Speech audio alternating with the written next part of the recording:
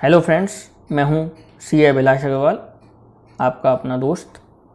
और आज की वीडियो के माध्यम से मैं आपको सेक्शन 115 बीएसी या कहें न्यू टैक्स रिजीम के बारे में जानकारी दूंगा। इस वीडियो के माध्यम से हम जानेंगे क्या है section 115 BAC new tax regime, कौन लोग इसके दायरे में आते हैं, कौन लोग इसके दायरे में नहीं आते हैं, क्या इसके फ़ायदे हैं, क्या इसके नुकसान हैं, कैसे इसको ऑप्ट करें, कैसे इस ऑप्शन को लें कि हम नए टैक्स के दायरे में आ जाएं, हम पर पुराने टैक्स का जो रेट्स हैं वो अप्लाई ना हो। तो आइए शुरू करते हैं आज की चर्चाएं। Section 115 BAC income tax act के अंतर्गत इनकम टैक्स एक्ट में फाइनेंस एक्ट 2020 या कहें बजट 2020 के माध्यम से जोड़ा गया है। यह सेक्शन दो लोगों को कवर करता है, individuals and HUF, Hindu undivided families. केवल यही दो इसमें कवर होते हैं। बाकी एलएलपीज, limited liability partnerships, partnership firms, cooperative societies, trust companies आदि इसके अंतर्गत कवर नहीं होते हैं। सेक्शन 115 बीएसी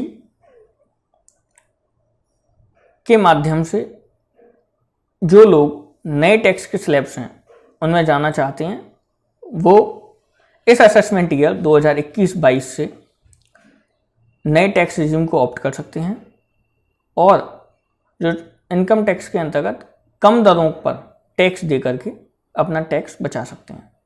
लेकिन इसमें यह भी है कि कुछ लोगों के लिए फ़ायदेमंद साबित होगा, कुछ लोगों के लिए नुकसानदायक साबित होगा, कुछ लोगों के लिए फ़ायदेमंद नहीं होगा। पुराने टैक्स रिजीम में 2.5 लाख तक कोई इनकम टैक्स नहीं है, 2.5 लाख तक छूट है। 2.5 लाख से लेकर 5 लाख तक 5% की दर से इनकम टैक्स पे करना होता है। 5 लाख से 10 लाख तक 20% की दर से इनकम टैक्स लगता है और 10 लाख से ऊपर 30% की दर से टैक्स लगता है। लेकिन इस नए टैक्स रिजीम में 2.5 लाख तक छूट जैसे उसमें है वैसे इसमें भी है। 2.5 लाख के बाद 2.5 लाख से 5 लाख तक 5% की दर है जैसे उसमें है। लेकिन यहाँ जो चेंज देखने को मिलता है वो 5 लाख के ऊपर की इनकम वालों को देखने के लिए मिलेगा। 5 लाख से ऊपर 7.5 लाख तक इसमें 10% टैक्स लगता है, जो कि वहाँ पर 20% लगता है। ऐसे ही 7.5 लाख से 10 लाख तक की इनकम वालों को यहाँ 15% पर टैक्स पे करना होगा, 15% की दर से टैक्स पे होगा, जो कि वहाँ 20% ही था। अब 10 लाख से ऊपर आते हैं। 10 लाख से 12.5 लाख तक यहाँ 20% की दर से टैक्स पे करना होगा, जो कि वहाँ 30% की दर से करना होता है। और 12.5 से 15 लाख तक यहाँ 25% की दर से टैक्स पे होगा, जो कि यहाँ 30% से होता है। लेकिन 15 लाख के बाद यहाँ भी 30% ही लगेगा और वहाँ भी 30% टैक्स ही लगता था। ये हैं इस सेक्शन 115 बीएसी के फायदे। अब इसके नुकसान क्या हैं? तो जो पुराने टैक्स रिजीम में हमें बहुत सारी डिडक्शंस और एग्जम्पशंस हम क्लेम कर सकते हैं, हमें मिलती हैं, वो यहाँ ये सब आपको छोड़नी होंगी। कौन कौन सी टैक्स डिडक्शंस हैं जनरली जो हम क्लेम करते हैं, जनरली एक आम आदमी क्लेम करता है उनको? वो आपके सैलरीड पर्सनस के केस में देखें तो स्टैंडर्ड डिडक्शन जो 50,000 की मिल रही है वो अब आपको यहाँ नहीं मिलेगी। उसके बाद आता है house rent allowance. House rent allowance की डिडक्शन जो आपको कंपनी पे करती है हाउस रेंट के तौर पर, हाउस रेंट के लिए, वो हाउस रेंट की डिडक्शन, हाउस रेंट अलाउंस की जो डिडक्शन है वो यहाँ आपको नहीं मिलेगी। इसके अलावा जो लीव ट्रेवल अलाउंस आपको मिलता है वो अब आपको उसकी भी जो डिडक्शन है वो यहाँ नहीं मिलेगी। इसके साथ ही अगर आपने अपना एक मकान बनाया है या कोई आपकी प्रॉपर्टी खाली पड़ी है, उस पर आपने मकान बना रखा है, उस पर एक लोन चल रहा है, तो लोन की जो इंटरेस्ट आप पे कर रहे हैं उसका जो डिडक्शन वहाँ इनकम फ्रॉम हाउस प्रॉपर्टी के हेड में आपको ओल्ड टैक्स रिजीम में मिलता था या आज भी मिलता है अगर आप ओल्ड टैक्स रिजीम में रहते हैं, तो वो अब आपको यहाँ नहीं मिलेगा। इसके साथ जो बड़ी डिडक्शंस हैं सभी पर अप्लाई होती हैं। एटीसी, एलआईसी, बच्चों की ट्यूशन फीस, पीपीएफ और भी बहुत सारे इन्वेस्टमेंट्स पर जो एटीसी की डिडक्शन है वो यहाँ आपको नहीं मिलेगी। ATCCD 1 की जो डिडक्शन है वो अब आपको यहाँ नहीं मिलेगी। 80D जो हेल्थ इंश्योरेंस और प्रिवेंटिव हेल्थ चेकअप्स के लिए आपको मिलती है 25,000 वाली डिडक्शन, वो अब आपको यहाँ नहीं मिलेगी। और ऐसे ही जो पूरी सेक्शन 80 है, पूरा चैप्टर 6A है जो इनकम टैक्स एक्ट का, जो उसके अंतर्गत डिडक्शंस मिलती हैं वो सब आपको यहाँ नहीं मिलेंगी। केवल 2 डिडक्शंस को छोड़कर जो कि नए टैक्स रेजिम में भी आपको दे दी गई हैं, वो है 80 CCD सबसेक्शन 2, जो NPS नेशनल पेंशन स्कीम की जो डिडक्शन है 50,000 रुपीज़ की, अगर आप NPS में पैसा डालते हैं तो वो डिडक्शन आपको नए टैक्स रेजिम में भी मिलेगी। और 80JJEE जो कि जो लोग व्यापार करते हैं और एक लिमिटेड नंबर ऑफ एम्प्लॉयज़ से ज़्यादा उनके यहाँ काम करते हैं, जिन्होंने पिछले सालों से के कंपेरिजन इस साल कुछ एक लिमिटेड जो नंबर उन्होंने बता रखे हैं, प्रेस्क्राइब नंबर है, उससे ज़्यादा लोगों को हायर करते हैं इस साल, तो उनको कुछ एडिशनल डिडक्शन दी जाएगी उन लोगों की सैलरी पर जो मिलती, जो 80JJEE में मिल रही है सेक्शन, वो डिडक्शन भी आपको यहाँ इस नए टैक्स रेजिम में मिलेगी।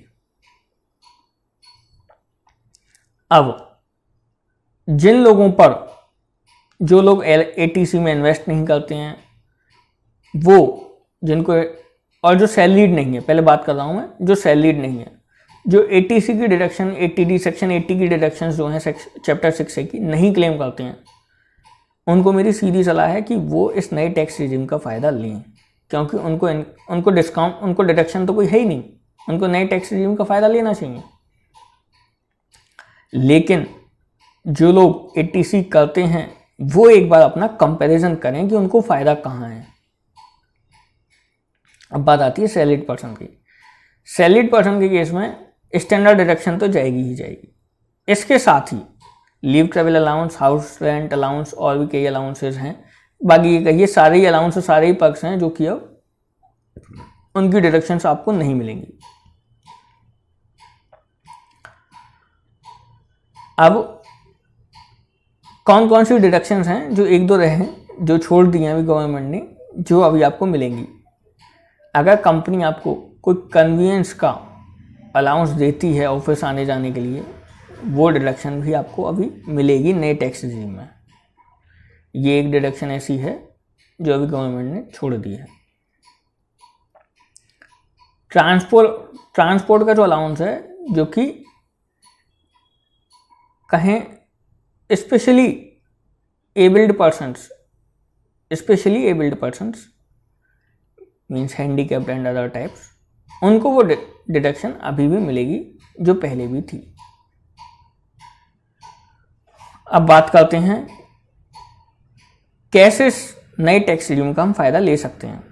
तो इस नए टैक्स रेजिम का फ़ायदा लेने के लिए आपको सेक्शन 115 BAC के लिए एक फॉर्म 10IE, हालांकि अभी तक पोर्टल पर नहीं आया है, पोर्टल पर जल्दी आने वाला होगा, मैं समझता हूँ शायद इस हफ्ते आ जाएगा।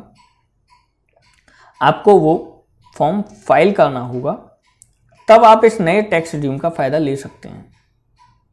और उस फॉर्म को फाइल करने का जो एक्नॉलेजमेंट नंबर जनरेट होगा, वो उस नंबर को आपको अपने ITR में बताना होगा कि ये आप इस दिन आपने ये फॉर्म 10IE सेक्शन 115 BAC नए टैक्स रेजिम को अवेल करने के लिए, इस ऑप्शन को अवेल करने के लिए आपने फाइल किया है, और उसकी डेट और एक्नॉलेजमेंट नंबर वहाँ ITR में डालना होगा। लेकिन ये बात और ध्यान रखिए कि एक बार ये नए टैक्स रेजिम में आने के बाद आप जब तक इस नए टैक्स रेजिम को नहीं छोड़ते हैं तब तक ये आप पर अप्लाई होगा। मीन्स अगले साल आप पुराने टैक्स रेजिम में आना चाहें तो आपको इसे छोड़ना होगा, और ये आप केवल एक ही बार once in a lifetime कर सकते हैं। अगर आपने एक बार इस सेक्शन को लेने के बाद इसे छोड़ दिया तो आप इस सेक्शन को दोबारा कभी भी जीवन में नहीं ले पाएंगे। इस बात पर ध्यान दें आप विशेष तौर से कि एक बार ही आप इस सेक्शन 115 BAC के तहत आ सकते हैं, और एक बार ही आप इस सेक्शन को छोड़कर जा सकते हैं। एक बार आपने जब कभी फ्यूचर में सेक्शन छोड़ दिया तो फिर आप कभी ये जो नई दरें हैं टैक्स के रेट्स की, वो नहीं ले पाएंगे। इसलिए बहुत अच्छे से कैलकुलेशंस करें, अपने फ्यूचर्स के 1-2 सालों को, 2-4 सालों को भी देखें जितना आप प्लान कर सकते हैं, कि एक बार इस सेक्शन को आपने ले लिया तो ये मान के चलिए ये आपके लिए लाइफ टाइम सा ही है, क्योंकि फिर कभी अगर आपने इसे भविष्य में छोड़ दिया तो ये आपको दोबारा नहीं मिलने वाला है। इस बार तो आप फायदे के लिए ले लें और अगली बार छोड़ दें तो आगामी फिर कभी आप इसके कम रेट्स का फ़ायदा नहीं ले पाएंगे। और कोई क्वेरी हो तो आप मुझे व्हाट्सएप कर सकते हैं, मुझे कॉल कर सकते हैं। मेरा मोबाइल नंबर लिंक्स में है, और कहें तो आप मैं एक बार भूल कर बता देता हूँ, आप चाहें नोट कर सकते हैं 9690736000। और आप फेसबुक व्हाट्सएप पर भी मुझे फॉलो कर सकते हैं और अपडेट्स ले सकते हैं। लिंक्स आपकी इस वीडियो में नीचे दिए गए हैं। Thank you my dear friends. Okay.